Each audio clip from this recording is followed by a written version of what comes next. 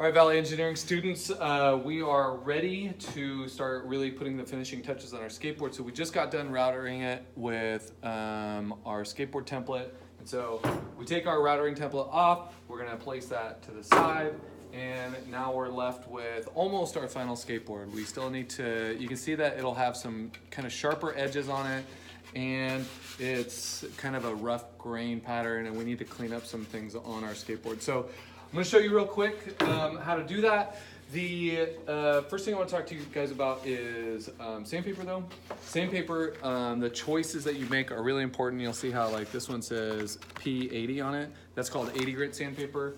And there's 120 grit sandpaper that we have access to, and then 220 sandpaper that we have access to.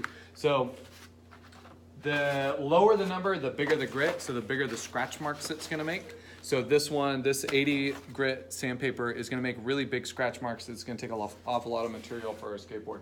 We don't really need to on this one. We just want to take like the fine edge off of it. So what we're going to do is we're going to use the 120. Okay, so we're going to start using the 120. This is also a good sandpaper to prep your paint with.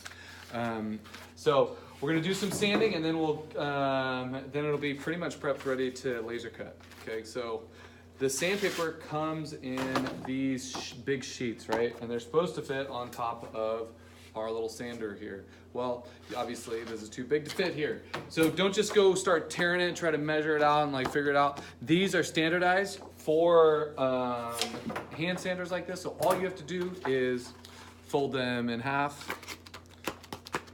hamburger style, like that. You can always go back and forth.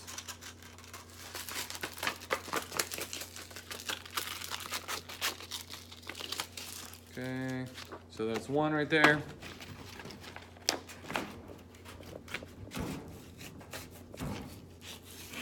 Okay, it doesn't have to be exact, so then we're gonna fold it again. So we're folding it in quarters, just hamburger and hot dog style. You guys think back to your kindergarten days,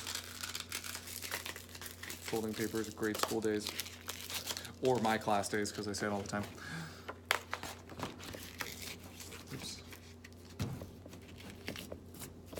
Okay, so fold it in quarters, and then it's already pre-cut for it. So you don't have to do any cutting.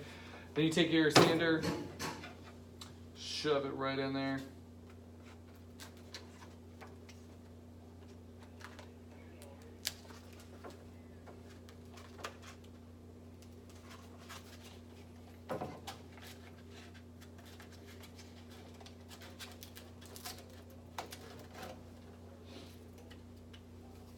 And you're ready to go. So for this one, we're not gonna like spend a ton of time. We just wanna like take off the big edges because we're gonna laser cut the bottom anyway, so it doesn't have to be super perfect. The top part, we just wanna kind of clean up some edges, clean up any of our cut marks. Other than that, it's already pretty smooth. That wood is pretty well finished. And then most of the time they're gonna put grip tape on the top of it anyway, so it doesn't have to be perfect on the top. But what we do want to take care of is those edges. So I'm going to take care of the edges and just really quickly kind of round them out. You don't have to spend a ton of time on it, and you see how quickly I'll do it.